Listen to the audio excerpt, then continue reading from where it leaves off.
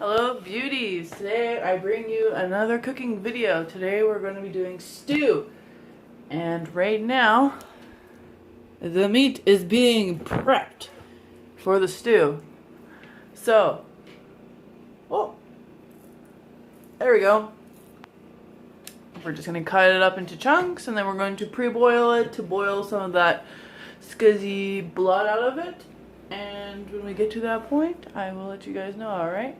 Alright, so I'll talk to you guys in a minute, alright? One sec. Alright, now that meat is chopped up into chunks, we put it in the pot to boil. So we're only going to boil it for a couple of minutes until some of the scuzzy stuff comes up, and then we'll scoop it out of there, and then we'll be able to move it to the slow cooker for the rest of the day. Alright, see you guys in a bit.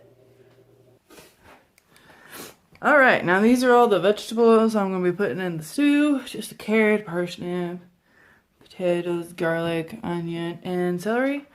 Along with the meat, once after it's done boiling, we had to add a little bit more water to the meat because there wasn't enough. It was still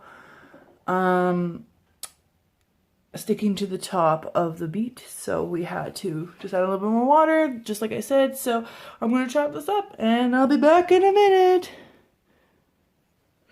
Alright, now that the meat has started to boil, you can see all the excess scuzzy stuff, as I call it. That stuff is just blood that boils out of the meat. And you're not cooking the meat on the stage, you are just literally boiling it to get the scuzzy stuff out of the meat, so your soup doesn't look like that. Alright? Alright, so now those are all the veggies. The garlic is still being prepped. And we've got our meat over here.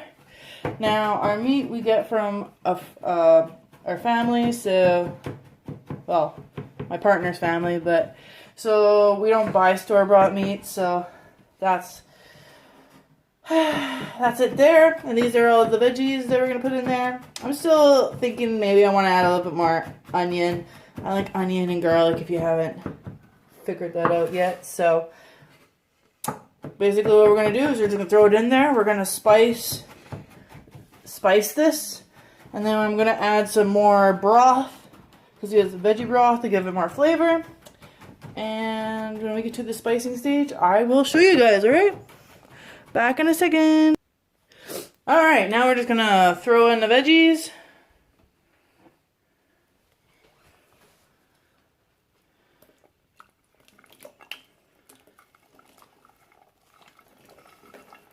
The veggies will cook down, so we don't have to worry about it too much. Alright.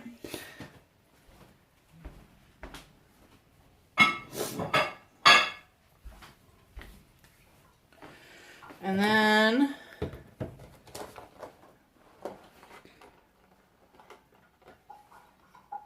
we're going to add broth. This is going to add extra flavor without having to stew our vegetables for hours and hours and hours.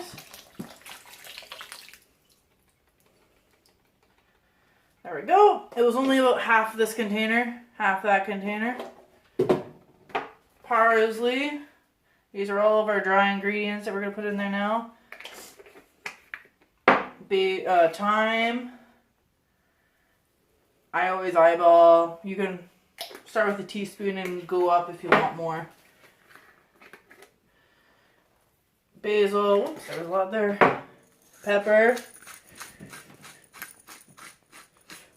We like pepper in our household, so. And extra salt, because it really brings out the flavors, but I do not put that much salt. And that is it. Now I just need to get my spoon.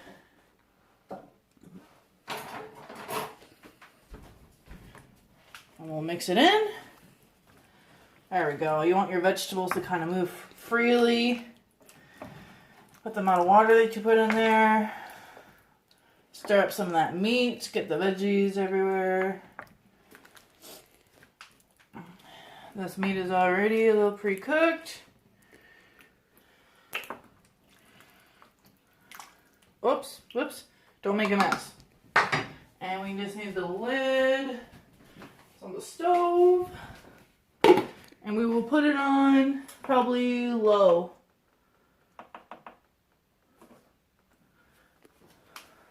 Just a setting low. We'll probably put it on for maybe 4 hours. So, and that's basically it. Now it just sits.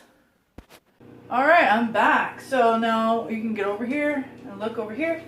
I have 3 tablespoons of butter in here that I'm going to boil down. Because now I need to make a roux for our stew. Because you know that stews are thick and it's gravy based. So, you gotta melt your butter first. And then you can add your flour. And also I'm going to be doing a taco dip today, which you won't see the video today. You'll see it another day, sometime in the week. But every time it seems when it's fall time, I always want to start cooking, baking, making dips and extras and sides that we usually only ever make during the winter time. Oh yeah, that's going to be really loud on the video. I totally didn't think about that. Sorry everyone about that. I switched my tool to this whisk because that was probably going to be absolutely horrible in your ears, so I didn't think about that until now, so I apologize. But now I'm going to add equal amounts of flour, 3 tablespoons of flour. We just add it all in there.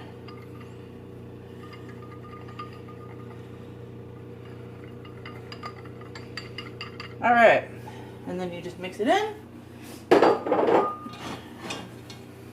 Mix it in with the butter, and then it makes like a thick paste, like so.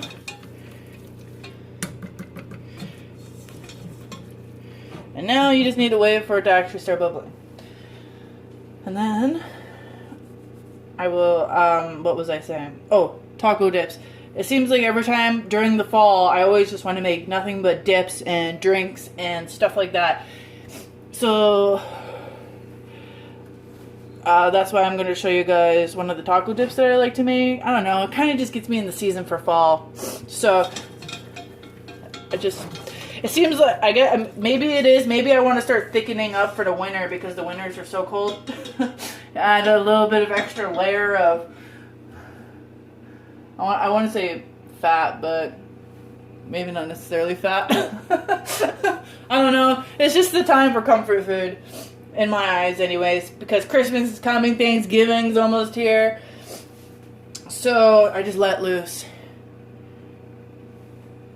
A lot of the foods that I like to make maybe aren't necessarily great for if you're on a diet, but you can always make it in small batches, so then it'd be more friendly.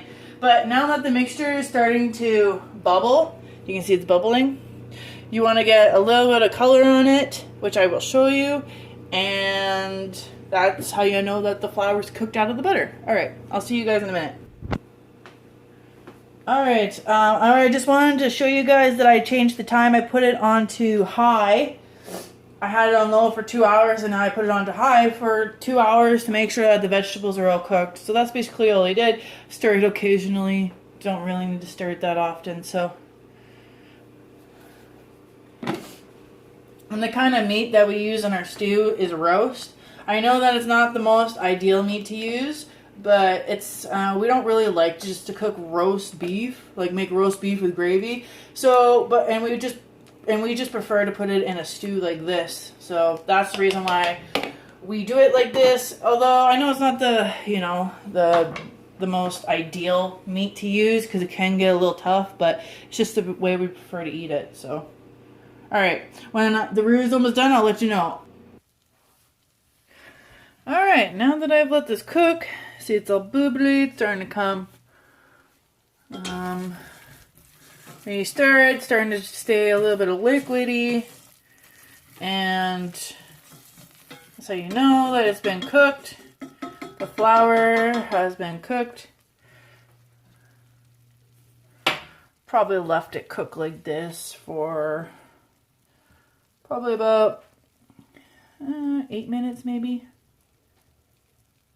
Sufficiently boobly.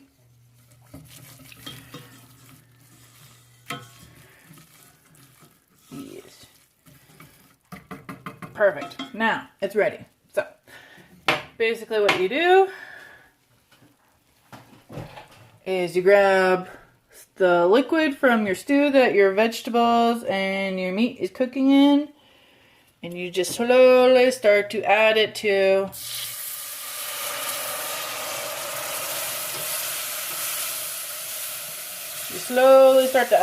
your mixture. If you get some onion or any kind of veggie in it, it doesn't really matter at this point, because it's all going to go into the stew anyway, so you just need to make it sufficiently, and then you just mix it together.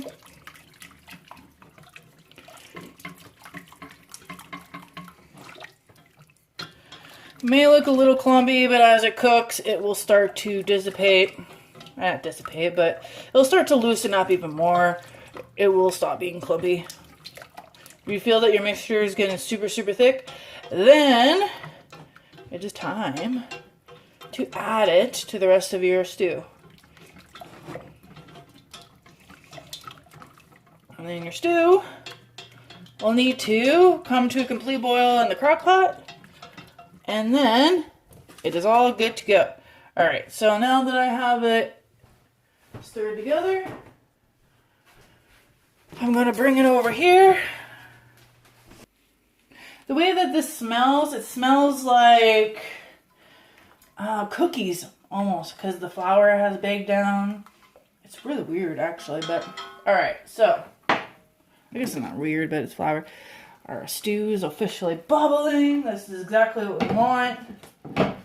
For extra flavor, I always add in a packet. You could use brown gravy, but all we have is poutine gravy, so that's what we'll use. And I'm just getting the gravy ready. So, you just pour that on top. Just throw it all in there. And I have my spoon. Mix that in there.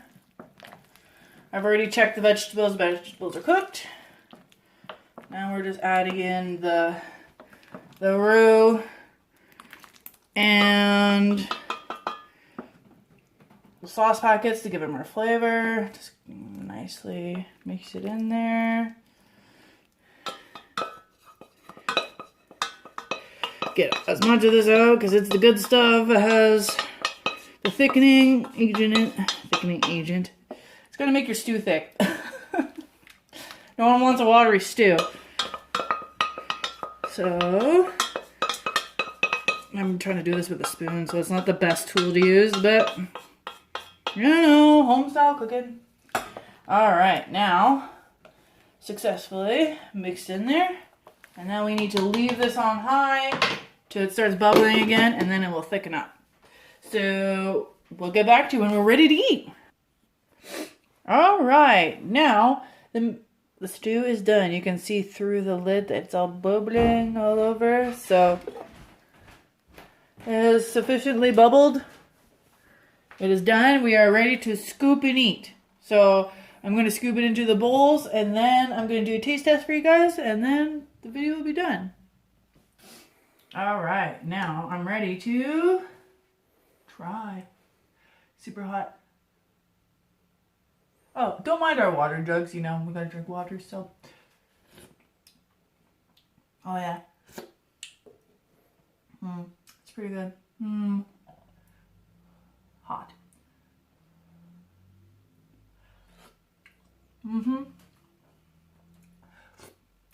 All right, it's very good. And the way that we like to eat our stew, we always eat it with bread with butter on it. That's just the way to go, all right? So this brings me to the end of the video. If you would like any video ideas, please leave me a comment below. I check all the comments that you guys leave, so I would love to hear from you guys. And please hit the like, subscribe, and bell icon. All right? So, all right, I'll see you guys later, right? Bye!